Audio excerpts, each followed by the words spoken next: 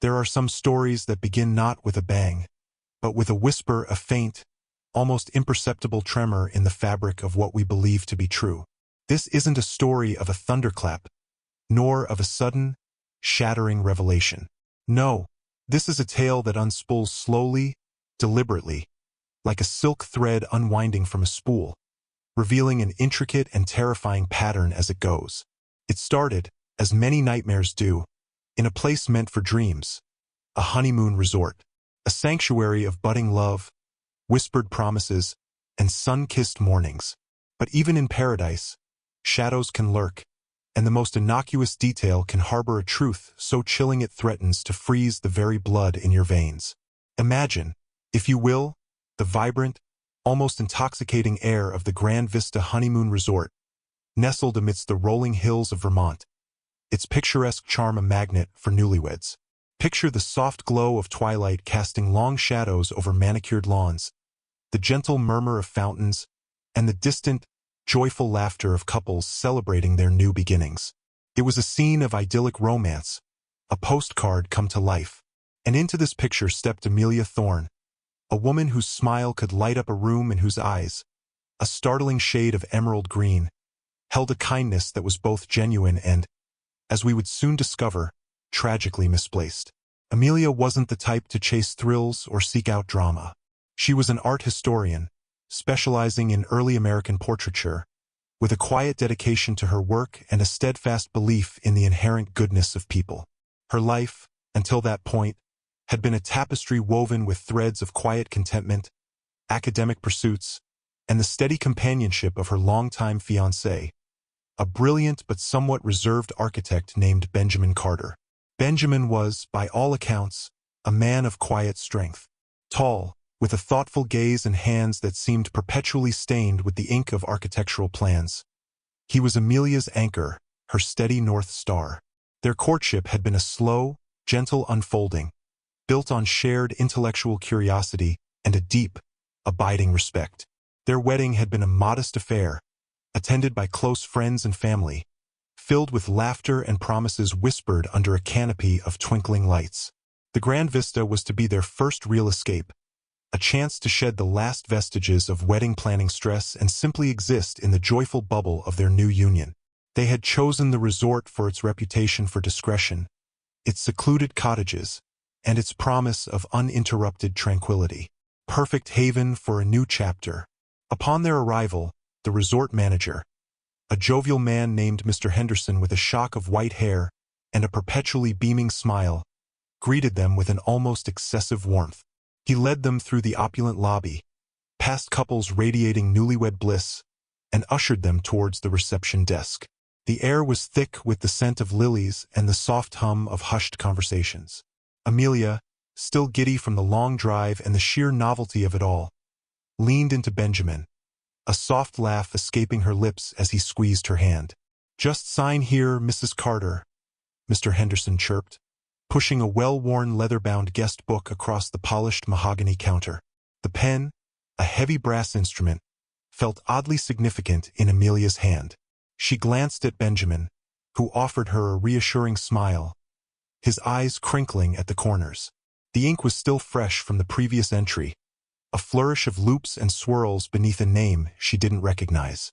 As she bent to sign, her gaze drifted down the page, taking in the neat columns of names and dates. The names blurred into a pleasant hum of strangers, until one, startlingly, snagged her attention. It was a name that shouldn't have been there. A name that, in this context, was an impossibility. Her own.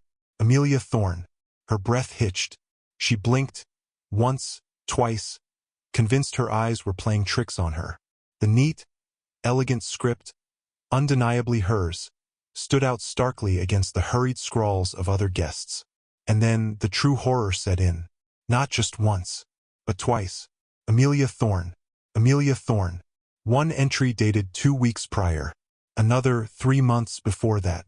Both signed with her distinctive flourish, a tiny, almost imperceptible loop on the H in Thorne, a signature she'd perfected over years of signing museum acquisition forms and research papers.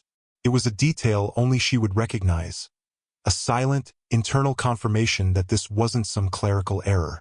This was her signature. A cold dread began to seep into her veins, chilling her from the inside out. Her hand trembled, the brass pen feeling impossibly heavy. She felt Benjamin's presence beside her, his quiet warmth, and for a fleeting moment, she considered dismissing it as a simple mistake, a prank even. But the meticulousness of the entries, the undeniable familiarity of her own hand, gnawed at her. It wasn't a joke. It was something far more sinister.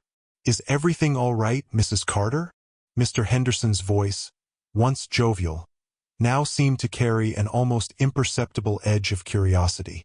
Amelia forced a smile, a brittle thing that felt alien on her face. "Perfectly fine, Mr. Henderson. Just admiring the beautiful penmanship." She hoped her voice sounded steady, but inside, a frantic drumbeat had begun, a primal rhythm of fear. Benjamin, ever observant, sensed her unease. He leaned closer, his voice a low murmur. "Something wrong, love?" She shook her head, subtly, almost imperceptibly, indicating that she couldn't speak freely. She signed her name, her true name, Amelia Carter, next to the horrifying duplicate entries, feeling a surreal detachment as if watching someone else's hand move across the page. The ink seemed to bleed into the paper, a dark stain on the pristine white. As Mr. Henderson handed them the key card to their cottage, Amelia's mind raced. Who would sign her name? And why? Was it some elaborate coincidence? A case of mistaken identity? But the signature, no, it was too precise, too intimate. This wasn't just a random person with the same name. This was someone deliberately, chillingly, mimicking her. The thought sent a shiver down her spine. The joyous anticipation of her honeymoon had curdled into a bitter cocktail of apprehension and dread. Their cottage, number 17, was nestled deep within a secluded grove of pines, a picture of rustic elegance. A roaring fireplace, a plush four-poster bed, and a private balcony overlooking a shimmering lake. It should have been a sanctuary. Instead, it felt like a cage. Amelia tried to push the unsettling encounter from her mind, focusing on the breathtaking view, the crackling fire, anything to distract her from the gnawing unease. Benjamin, sensing her quiet distraction, gently wrapped an arm around her, kissing the top of her head. "Tired, love? Long day."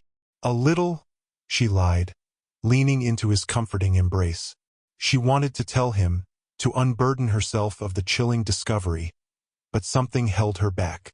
A primal instinct, perhaps, to protect him from the darkness that seemed to be gathering around them. Or perhaps, a creeping suspicion that this was something she had to unravel on her own. The thought, cold and unsettling, took root. Could Benjamin, her steadfast Benjamin, somehow be involved? No, her heart rebelled against the idea. It was absurd. Yet, the seed of doubt, once planted, began to sprout. As the evening wore on, the initial joy of their arrival slowly dissipated, replaced by a tense undercurrent. Amelia found herself scrutinizing Benjamin, searching for any telltale sign, any flicker of recognition in his eyes when she subtly mentioned the guest book. He seemed oblivious, content in their shared silence, his mind seemingly occupied with the quiet beauty of their surroundings. This obliviousness, strangely, only deepened her unease. Was he truly unaware, or was he an expert at dissimulation? The resort, once a beacon of romance, now felt like a stage set for a chilling drama. Every whispered conversation from neighboring cottages seemed to carry a hidden meaning. Every shadow danced with untold secrets. Amelia found herself constantly glancing over her shoulder, her senses heightened, her imagination running wild. The beautiful, secluded cottage, with its plush comforts, began to feel less like a haven and more like a trap. The silence of the Vermont night, once comforting, now felt heavy, pregnant with unspoken truths. Sleep offered no respite. Her dreams were fractured, fragmented visions of distorted faces and endless corridors, culminating in the chilling image of her own signature, repeating endlessly, mockingly, on a parchment scroll. She woke with a gasp, sweat slicking her skin, the memory of the guest book entry still vivid, still terrifying. Benjamin was asleep beside her, his breathing even and deep. For a moment, she felt a surge of irrational anger. How could he sleep so peacefully when such a disturbing mystery loomed over them? She slipped out of bed, careful not to wake him, and walked to the window. The moon cast long, skeletal shadows of the pine trees across the lawn. The air was crisp, silent, save for the distant hoot of an owl. Her mind raced, replaying the encounter at the reception desk, dissecting every detail. The precise nature of the signatures, the dates. 3 months prior, 2 weeks prior. Someone had been here pretending to be her not once but twice. And for what purpose? What twisted game was this? The silence of the night, usually a source of comfort, now amplified her fear. The resort, with its veneer of tranquility, now seemed to pulse with a hidden, malevolent energy. Amelia felt a profound sense of isolation, even with Benjamin sleeping peacefully beside her. This burden, this chilling mystery, felt uniquely her own, and a terrifying thought began to solidify in her mind. This wasn't just a prank. This was personal. Someone wanted her to know. Someone wanted her to feel this chilling sense of violation, this creeping dread. But who and why? The first glimmer of dawn began to paint the sky with hues of rose and lavender, but Amelia found no comfort in its beauty. Her honeymoon, her sanctuary, had been tainted. A dark stain had spread across the pristine canvas of her new life. The honeymoon resort with its guest list, and her name twice. It was more than a clerical error. It was an omen, and the story, she knew, had only just begun. The quiet, unsettling whisper had now grown into a persistent hum, a prelude to a symphony of secrets waiting to be unveiled. And Amelia, whether she liked it or not, was now inextricably bound to its terrifying melody. The days that followed at the Grand Vista were a blur of forced smiles and internal turmoil for Amelia. The picturesque setting, once a balm to her soul, now felt like a thin veil barely concealing something sinister. Every rustle of leaves, every distant murmur of voices, seemed to hold a hidden message, a clue to the unsettling mystery that had hijacked her honeymoon. Benjamin, though attentive and loving, remained oblivious to the gnawing fear that consumed her. She found herself constantly watching him, searching for any crack in his composed demeanor, any flicker of recognition that might betray a hidden knowledge. But he remained steadfast, his affection unwavering, making her feel even more isolated in her growing paranoia. One afternoon, while Benjamin was out for a leisurely round of golf, a pastime he adored and she found rather dull, Amelia decided to take matters into her own hands. The guest book was still a burning question in her mind, a physical manifestation of the unsettling anomaly. She rationalized it as a simple act of curiosity, a harmless attempt to find some logical explanation. She knew the resort office would be busy in the early afternoon, a perfect window for a discreet inquiry. Her heart hammered against her ribs as she walked, trying to appear nonchalant, towards the main lodge. The reception area was indeed bustling. A large group of tourists, boisterous and eager, were checking in, creating a welcome distraction. Mr. Henderson was deep in conversation with a particularly demanding guest, his usual jovial facade strained. Seizing the opportunity, Amelia sidled up to the guest book, which still lay open on the counter. Her fingers trembled slightly as she scanned the pages. She found her own signature, Amelia Carter, starkly juxtaposed with the 2 prior entries. Amelia Thorne, dated 3 months and 2 weeks ago. This time, she noticed something she hadn't before. A tiny, almost imperceptible smudge of ink next to the earlier Amelia Thorne entries. It was so faint, barely visible, but to Amelia's keen eye, it looked like the faint impression of a ring. Not just any ring, but a signet ring, something heavy and perhaps antique. Her art historian's mind, accustomed to scrutinizing minute details, latched onto this. It was too subtle to be accidental, and it wasn't on the later entry, only the 2 original ones. A new tremor of dread ran through her. Just as she was about to examine it more closely, a voice startled her. "Can I help you, Mrs. Carter?" It was a young woman from the reception staff, her smile polite but her eyes a little too observant. Amelia quickly straightened, her hand dropping from the book as if burned. "Oh no, thank you. Just admiring the lovely guest book. Such beautiful calligraphy." She forced a bright smile, hoping her voice didn't betray the frantic pulse now drumming in her ears. The young woman nodded, her smile never quite reaching her eyes. Amelia mumbled an excuse about needing to check on Benjamin and quickly retreated, her mind reeling. The smudge, the ring impression. It was a new piece of the puzzle, but it only deepened the enigma. Who would wear such a ring? And why would it be associated with her name signed twice, at a resort where she was supposed to be a newlywed visiting for the first time? The sheer audacity of it, the chilling precision of the mimicry, sent waves of nausea through her. This wasn't a random act. This was planned. This was personal. That evening, a subtle shift occurred in Benjamin's behavior. As they sat down for dinner in the resort's elegant dining room, he seemed more withdrawn than usual, his gaze often distant, his responses clipped. Amelia, consumed by her own anxieties, initially dismissed it as fatigue. But then, he cleared his throat, a sound that seemed unusually heavy in the opulent room. "Amelia," he began, his voice low, almost a whisper. "There's something I need to tell you." Her heart leaped into her throat. This was it, the confession, the moment of truth. She braced herself, preparing for the worst, for a revelation that would shatter their fragile world. My family, they have a history with this resort," he continued, his eyes finally meeting hers, and in them, she saw a flicker of something she couldn't quite decipher, a mixture of guilt and sorrow. "My great-aunt, Evelyn, she stayed here often. She was a bit eccentric, and she had a penchant for elaborate pranks." Amelia stared at him, her mind struggling to reconcile his words with the cold dread that had gripped her. "Pranks? What kind of pranks, Benjamin?" He sighed, a long, weary sound.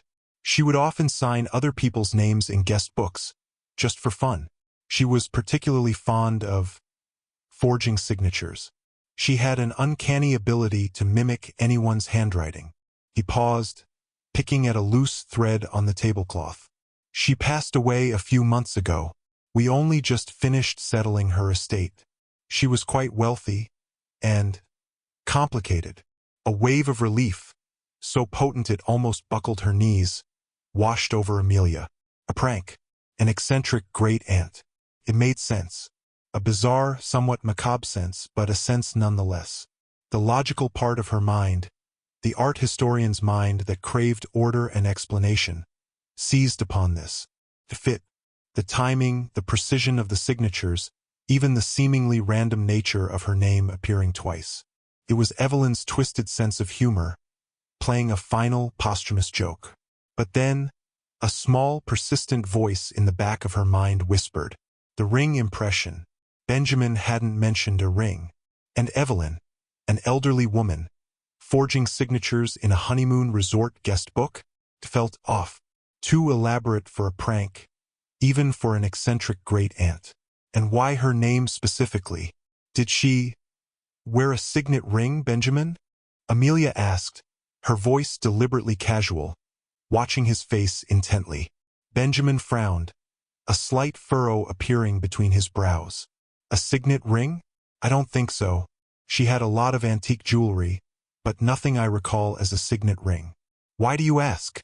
The relief began to evaporate, replaced by a fresh surge of suspicion.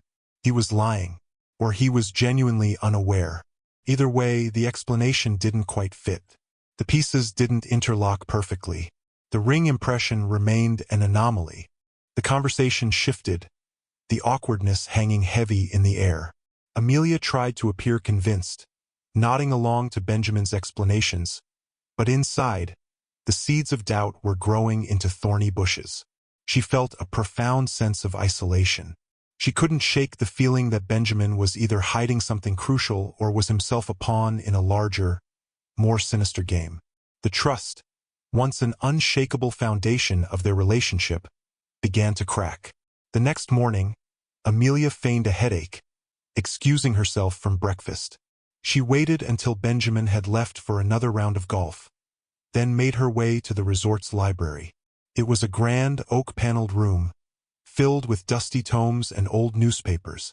She knew the resort had a small archive, a collection of local historical documents and guest registers dating back decades. Her art historian's intuition told her to look deeper, beyond the current guest book. She needed to find Evelyn, and perhaps more importantly, she needed to find evidence of that ring. She found the archival room tucked away in a quiet corner, dimly lit and smelling faintly of old paper and dust. Row upon row of leather-bound ledgers stretched before her, a silent testament to countless lives that had passed through the resort's grand doors. Her heart thumped with a mix of trepidation and anticipation. This felt dangerous, illicit, but she couldn't stop. After an hour of meticulous searching, her fingers tracing names and dates, she found it. An entry almost faded with time, dated nearly 50 years ago. Amelia Thorne, signed with the same distinctive flourish. And right next to it, faint but undeniably there, was the unmistakable impression of a signet ring. It wasn't just a smudge. It was a distinct crest, a symbol she didn't recognize, but it was there. And beneath that, a small, handwritten note in faded ink, "Honeymoon Suite, special request." Her blood ran cold. 50 years ago, this wasn't Evelyn's prank. Evelyn, Benjamin's great-aunt, wouldn't have been forging signatures 50 years ago. And even if she had, why Amelia's name? And why would she have a ring with that crest? The timeline made no sense. This was far older, far more complex than a simple family eccentricity. The relief she had felt the previous night evaporated, replaced by a bone-chilling terror. And then, she found another, and another, all bearing the name Amelia Thorne, all accompanied by the faint signet ring impression, stretching back through the decades, like a chilling lineage of impostors, or perhaps something far, far worse. Some entries were for the honeymoon suite, others for more secluded cottages. The dates were sporadic, sometimes years apart, sometimes months. It was a pattern, a horrifying, inexplicable pattern. As she stood there, surrounded by the ghosts of past guests, a name she had heard Benjamin mention once in passing, echoed in her mind. Elias Thorne, Evelyn's father, Benjamin's great-grandfather, a prominent, reclusive figure from a wealthy, old Vermont family. She remembered Benjamin mentioning that Elias had been obsessed with genealogy, with tracing their family lineage back centuries. Could it be? Could this entire twisted charade be connected to Benjamin's family, to a secret they had been keeping for generations? The thought was almost too monstrous to contemplate, but the evidence, however fragmented, was pointing towards it. The resort, the family history, the repeated name, the signet ring. Suddenly, a floorboard creaked behind her. Amelia whirled around, her heart leaping into her throat. Standing in the doorway, his face pale and his eyes wide with a mixture of shock and betrayal, was Benjamin. He held a golf club in his hand, as if he had just returned, but his posture was rigid, his gaze fixed on the open ledger in Amelia's hand. "Amelia," he whispered, his voice barely audible, "what are you doing?" The air in the library, once dusty and benign, now crackled with an unspoken tension, heavy with the weight of unearthed secrets. The illusion of their happy honeymoon, of their innocent love, shattered into a million pieces around them. The questions in Amelia's mind, once whispers of doubt, now screamed. Who was Elias Thorne? And what dark secret had he, and his family, woven into the very fabric of this resort? A secret that now threatened to consume Amelia, her name appearing twice on a guest list meant for lovers, but hiding a history of deceit and a chilling, enduring mystery. The honeymoon was over. The nightmare had just begun. The silence that followed Benjamin's question in the musty library was deafening, thick with unspoken accusations and the heavy scent of old paper. Amelia's hand still clutched the ancient ledger, her fingers numb against the worn leather. The light filtering through the high, arched windows seemed to dim, casting long, accusing shadows across the room. Benjamin stood frozen in the doorway, the golf club still clutched in his hand, a strange, almost vacant look in his eyes. "What am I doing?" Amelia finally managed, her voice hoarse, barely recognizable as her own. She lifted the ledger, pointing a trembling finger at the faded entries. "What are these, Benjamin? Explain this to me. Explain why my name, Amelia Thorne, has been signed in this guest book, not just twice in recent months, but decades ago, always with this same crest, this same eerie precision." Her voice rose, raw with a mixture of fear, betrayal, and a burgeoning rage. "This isn't Evelyn's prank, is it? This isn't some harmless eccentricity. This is something far, far darker." Benjamin's shoulders slumped. He dropped the golf club, which landed with a soft thud on the carpet. The sound was surprisingly loud in the stillness. He walked slowly towards her, his movements stiff, as if burdened by an invisible weight. "Amelia, please, let me explain." His voice was low, laced with a plea she almost didn't recognize. "Explain what, Benjamin? Explain why you lied to me? Explain why you let me walk into this trap? Who is Amelia Thorne? And what does your family have to do with her? With me?" The last word was spat out, sharp with the sting of deceit. He closed his eyes for a moment, a spasm of pain crossing his face. When he opened them, they were filled with a profound sorrow. "Elias Thorne," he began, his voice barely above a whisper, "was my great-grandfather. He was an obsessive man, obsessed with lineage, with purity of bloodlines, with maintaining a specific legacy for the Thorne name." Amelia scoffed, a bitter sound. "What does that have to do with me? With my name being signed here for decades?" He took a deep breath, as if steeling himself for an unbearable confession. "My great-grandfather, he believed in a prophecy, a twisted, archaic belief, passed down through certain branches of our family, that for the Thorne lineage to truly flourish, to achieve its destiny, a specific union needed to occur. A union with an Amelia Thorne. Someone with a specific set of characteristics, a particular resonance." Amelia felt a cold wave wash over her. "A resonance? What are you talking about, Benjamin? This sounds like something out of a Gothic novel." "It is," he said, his voice flat, devoid of emotion. "He spent his life searching for women named Amelia Thorne who fit his criteria. He brought them here to this resort under false pretenses. He believed this place, Grand Vista, had a special energy, a place where the union could be perfected." "Union?" Amelia repeated, a knot of ice forming in her stomach. "What kind of union?" "Marriage," Benjamin whispered, his gaze dropping to the floor. "He would arrange for them to marry a member of the Thorne family. He would lure them here, orchestrate circumstances, sometimes even fabricate identities. He used this resort as his hunting ground, his laboratory for this perversion of a family tradition." The room spun. Amelia felt a profound dizziness, as if the very ground beneath her feet had dissolved. "You're telling me your great-grandfather was a serial matchmaker? A cult leader? And this resort was his lair?" Her voice was thin, trembling on the edge of hysteria. "He called it the Thorne's Embrace," Benjamin said, his voice laced with self-loathing. "A horrifying perversion of our family crest, which is a thorny rose. The signet ring, it was his, passed down, a symbol of his mission." Amelia's eyes darted to the faded crest on the ledger page. It was a thorny rose.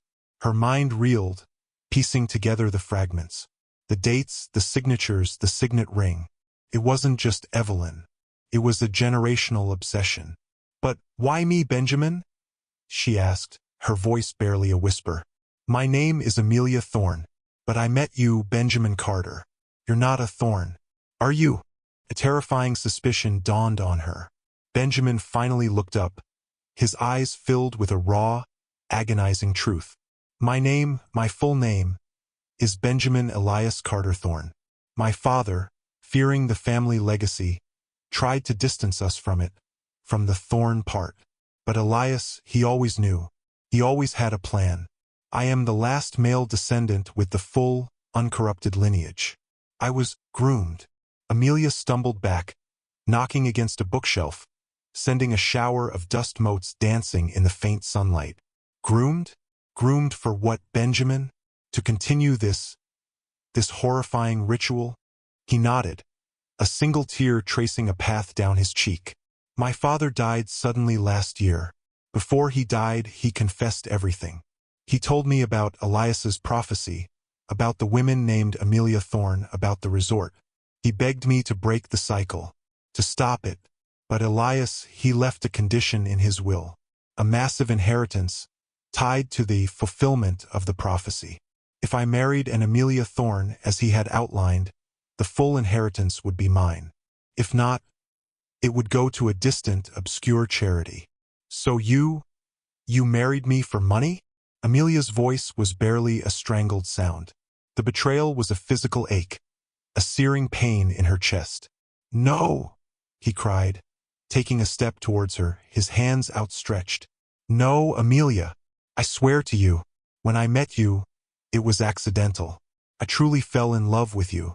Your kindness, your intelligence, your spirit, it was all real. I fought against it.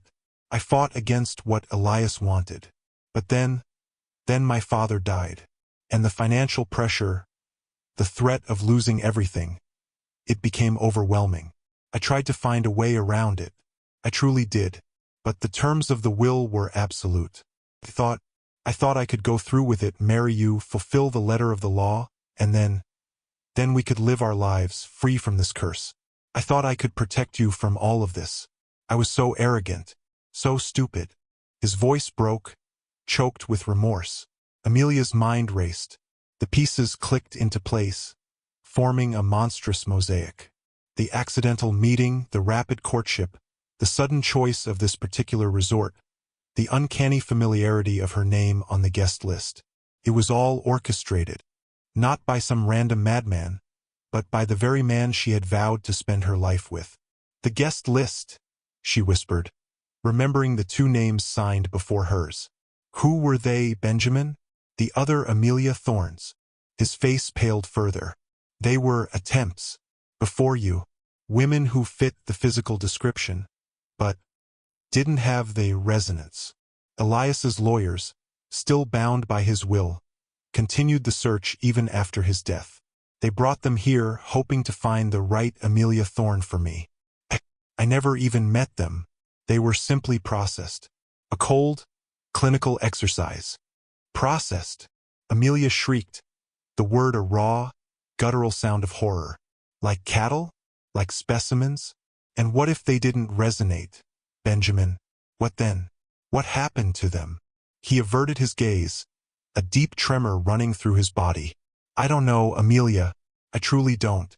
The lawyers were very secretive. They just disappeared. They were never contacted again, according to the records.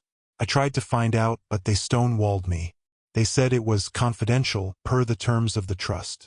I didn't want to believe. I didn't want to believe the worst. A fresh wave of terror washed over Amelia.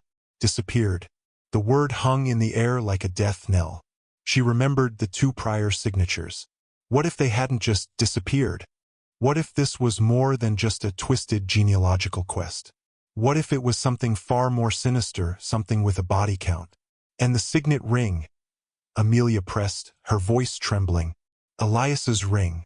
Did you wear it here?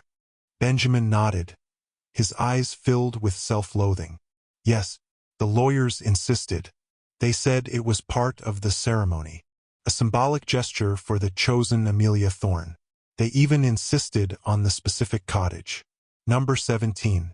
It was Elias's favorite, where he conducted his most important unions. The blood drained from Amelia's face. Cottage 17. Their honeymoon suite.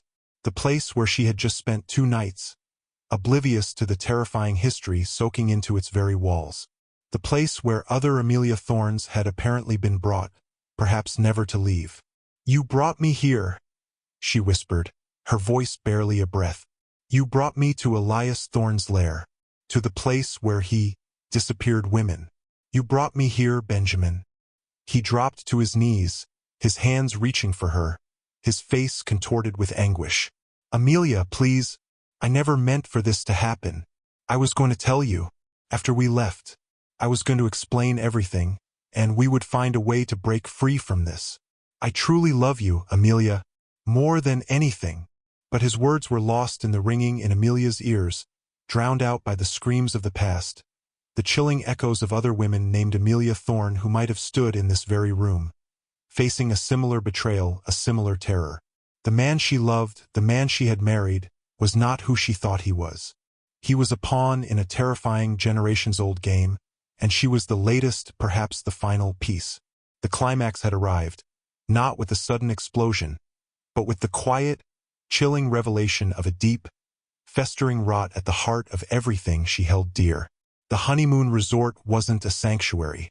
It was a tomb, and her name, signed twice on the guest list, was not a coincidence. It was a prophecy and a chilling warning. The library, once a sanctuary of knowledge, now felt like a mausoleum, its silent walls bearing witness to a truth so grotesque it threatened to consume Amelia whole. Benjamin's desperate pleas, his contorted face pleading for understanding, blurred into a chaotic symphony of betrayal. She could barely breathe, the air thick with the dust of forgotten lives and the stench of ancestral secrets. The revelation of Benjamin's true name, his family's horrifying legacy, and her unwitting role in this macabre drama had fractured her world beyond repair. "Get away from me, Benjamin," she managed, her voice shaking, a raw tremor that reverberated through the quiet room. She took a stumbling step backward, the ancient ledger still clutched like a shield against her chest. Every touch, every tender word he had ever uttered, now felt like a calculated lie, a poisoned arrow aimed directly at her heart. He rose slowly, his hands dropping to his sides, his shoulders slumped in defeat. The raw anguish in his eyes was almost unbearable, but Amelia's own pain eclipsed any pity she might have felt. "Amelia, please, don't do this. I know what this looks like, but I swear to you, my love for you is real. I was going to find a way to protect you, to make this right." "Protect me?" she scoffed, a bitter, humorless laugh escaping her lips. "You brought me to a place where your family disappears women with my name. You let me sign a guest book next to the names of potential victims. You lied to me, Benjamin. You lied to me about everything." Her voice rose to a near shriek, echoing off the towering bookshelves. The thought of other Amelia Thornes, lured to this same resort, perhaps to this very cottage, their lives vanishing without a trace, sent a fresh wave of ice through her veins. Suddenly, a door creaked open behind Benjamin. Mr. Henderson, the jovial resort manager, stood there, his face no longer beaming, but grim, his eyes wide with concern. "Is everything all right, Mr. Carter? Mrs. Carter?" I heard raised voices. Benjamin turned, his face a mask of frantic desperation. "Mr. Henderson, please. This is a private family matter." But Amelia, her mind suddenly clear, seized the moment. "No, Mr. Henderson, it's not," she declared, her voice surprisingly steady despite the tempest raging within her. "It's a criminal matter. Ask Mr. Carter Thorne here about his great-grandfather, Elias Thorne. Ask him about the women named Amelia Thorne who came to this resort and then vanished. Ask him about the signet ring." She pushed the ledger forward, its pages open to the horrifying entries. Mr. Henderson's face, usually so composed, visibly paled. His gaze flickered from Benjamin to the ledger, then back to Benjamin. A flicker of something, recognition, complicity, crossed his features. "Mrs. Carter, I don't know what you're talking about." His voice was stiff, his denial too quick, too rehearsed. "Don't you?" Amelia challenged, a cold resolve settling over her. "Or are you part of this too? Part of Elias Thorne's monstrous legacy?" At that moment, Benjamin, with a sudden, desperate surge of energy, lunged for the ledger. "No, Amelia, don't!" he cried, his hand reaching for the book. But Amelia was quicker. She recoiled, pulling the heavy book away from his grasp, and with a strength born of pure terror, she flung it across the room. It struck a floor-to-ceiling window with a sickening thud, cracking the pane in a spiderweb pattern. The sharp crack of the glass seemed to shatter the tense silence, galvanizing the situation. Mr. Henderson, seeing the damage and the escalating confrontation, pulled out a small, old-fashioned two-way radio from his pocket. "Security to the library immediately!" He barked into it, his voice losing all pretense of cordiality. Benjamin, seeing his last chance to conceal the truth slipping away, seemed to deflate. He sank to the floor, burying his face in his hands, uttering a guttural groan of despair. The arrival of two burly security guards minutes later only solidified Amelia's resolve.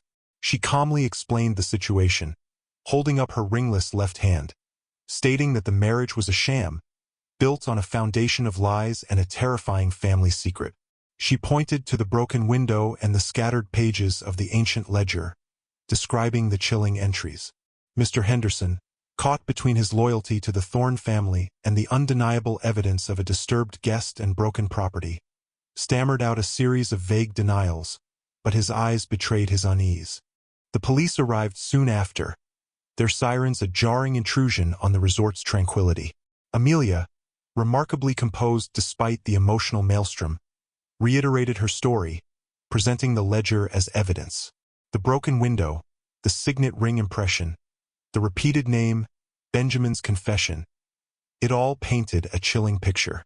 Benjamin, confronted by law enforcement, initially tried to deny everything, then succumbed to the weight of his guilt, admitting to the family's dark secret, Elias Thorne's obsession, and his own desperate attempts to both fulfill and escape it. He detailed the lawyer's role, their complicity in maintaining the twisted trust. The investigation that followed was long and painstaking. The resort's archives were thoroughly examined, revealing a disturbing pattern of disappearances connected to the Thorne family and the Amelia Thorne obsession. It turned out that Mr. Henderson, while not directly involved in the disappearances, had been aware of Elias Thorne's bizarre practices and had, for decades, turned a blind eye due to the substantial financial contributions the Thorne family made to the resort. He had been complicit in maintaining the illusion, providing the secluded spaces for Elias's unions, and later, for Benjamin's coerced honeymoons. The lawyers, bound by Elias Thorne's ironclad will and their own self-serving interests, were found to have facilitated the disappearances, quietly relocating or institutionalizing the failed Amelia Thornes, ensuring they would never resurface and jeopardize the Thorne inheritance. Their actions, while not directly murderous, were a profound violation of human rights, a chilling testament to the power of greed and a deeply twisted legacy. Amelia's marriage to Benjamin was swiftly annulled. The honeymoon resort became a crime scene, its idyllic facade shattered, replaced by the grim reality of its hidden history. Benjamin faced legal consequences for his deception and complicity, though his genuine remorse and his cooperation in exposing the full extent of the Thorne family's dark past softened the severity of his sentence. He was, in a tragic sense, both a perpetrator and a victim of a monstrous legacy. Amelia, the true Amelia Thorne, emerged from the nightmare scarred but not broken. The experience had irrevocably altered her. She resigned from her art history position, the quiet pursuit of beauty now feeling hollow in the face of such profound darkness. She dedicated herself to uncovering the full truth behind the disappearances, working with law enforcement and victim advocacy groups, driven by a fierce need for justice for the other Amelia Thornes, the forgotten women who had been swallowed by the Thornes' embrace. The Grand Vista Honeymoon Resort, its reputation irrevocably tarnished, eventually closed its doors. The picturesque cottages stood empty, silent monuments to a horrifying secret. The whispers of newlywed bliss were replaced by the chilling echoes of a past that refused to be forgotten. Amelia never remarried. She found a new purpose in her life, a profound sense of mission in ensuring that no other woman would fall victim to such a twisted legacy. She published a book, a searing account of her experience, titled The Thornes' Embrace, A Legacy of Lies, which became a national bestseller, shedding light on the insidious ways power and obsession can corrupt even the most sacred institutions. Her story resonated with countless individuals, becoming a testament to resilience and the enduring human spirit's capacity to confront even the darkest truths. The last image we have of Amelia is not of a heartbroken victim, but of a woman standing tall, her emerald eyes no longer filled with innocent kindness, but with a steely determination. She stood before a group of aspiring legal students, her voice clear and strong, recounting her ordeal, a living testament to the dangers of unchecked power and the importance of speaking truth to it. The Honeymoon resort had a guest list with her name twice, but what started as a chilling anomaly on a page had transformed into a powerful narrative of survival, justice, and the unwavering pursuit of light in the deepest shadows. And that, my friends, is a story that reminds us to look beyond the beautiful facades, to question what lies beneath the surface, and to never underestimate the power of a single name to unlock a terrifying truth. If this story has stirred something within you, if it has made you question the hidden depths of the human psyche, then please consider giving this video a like, subscribe to our channel for more untold stories, and hit that notification bell so you don't miss our next deep dive into the shadows. Until next time, stay curious and stay safe.